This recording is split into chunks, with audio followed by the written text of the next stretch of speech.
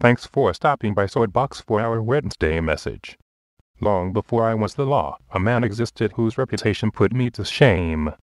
I am talking about Samson. He was the strongest man in the Bible and was Israel's 15th judge. Samson judged Israel for 20 years, from 1069 BC to 1049 BC. Mickey continues his story of Samson in today's video. Our verse for today is found in Proverbs 20:24.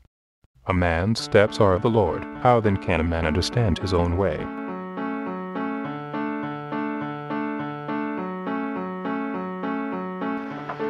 Well, thanks for hanging with us here at Swordbox. We're going through the story of Samson.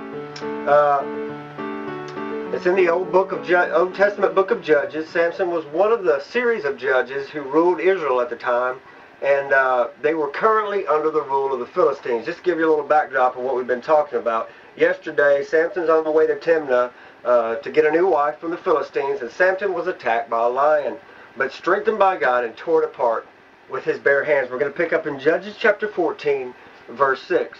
But he did not tell his father or mother what he had done. Then he went down and talked with the woman, and she pleased him well. After some time, when he returned to get her, he turned aside to see the carcass of the lion, and behold, a swarm of bees and honey were in the carcass of the lion. He took some of it in his hands and went along eating. When he came to his father and mother, he gave some to them, and they also ate. But he did not tell them that he had taken the honey out of the carcass of the lion. You know, perhaps Samson chose to keep these things from his parents because what they might think or what they might do if they knew. You know, touching a dead carcass of an animal could be seen as sinful according to the law. Either way, Samson was a bit of a free spirit, to say the least. But God is at work, and he is about to show his power through Samson. So his father went down to the woman, and Samson gave a feast there, for young men used to do so. And it happened when they saw him that they brought 30 companions to be with him. So basically 30 people to come join him for the wedding feast. Then Samson said to them, "Let me pose a riddle to you. If you can correctly solve and explain it to me within the 7 days of the feast, then I will give you 30 linen garments and 30 changes of clothing. But if you cannot explain it to me, then you shall give me 30 linen garments, those changes of clothing." And they said to him, "Pose your riddle that we may hear it." Just keep in mind, they didn't have Walmart. They didn't places you could just run down and get 30 changes of clothes. This is a pretty big gamble here. So he said to them, "Out of the eater came something to eat, and out of the strong came something sweet." Now for us, we've read the story of what happened with the lion, so it's kind of easy for us to figure out exactly what this riddle is. But these people didn't know about that. Not even his father and mother knew. But maybe these 30 men thought, you know, there's 30 of us, whatever riddle he gives us between us, we'll be able to come up with what this is, and we'll take this man's clothes. But they could not figure out what the riddle was. So instead of being honorable, instead of admitting defeat, they went to Samson's wife. And this is what they said in verse 15. "But it came to pass on the 7th day," remember at the end of the 7th day they had to solve it or give up the clothes. They said to Samson's wife, obviously they weren't talking to her while he was there, they went to her privately, "Entice your husband that he may explain the riddle to us, or else we will burn you and your father's house with fire. Have you invited us to this in order to take what is ours?"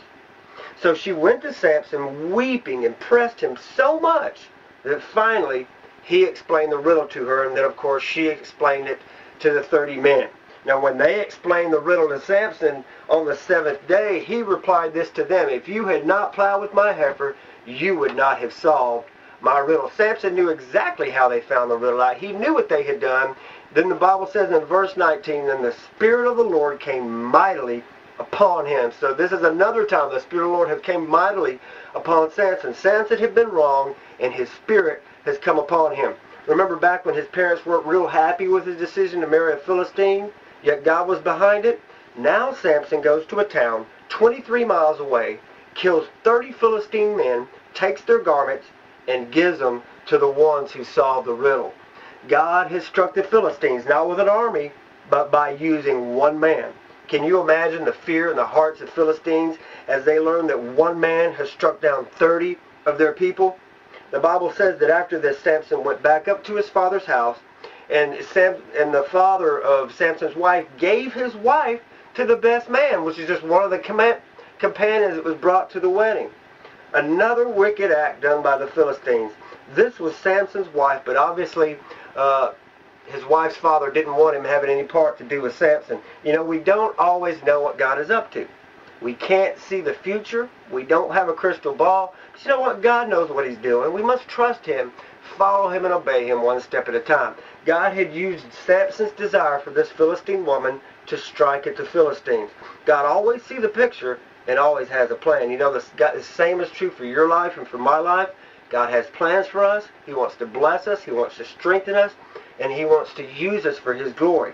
For Samson, you know, things probably didn't turn out quite the way he thought they would. There was no celebration. There was no honeymoon. This was war. And tomorrow we're going to pick up here and see just what God is up to. God bless you. Thanks for tuning in to Swordbox.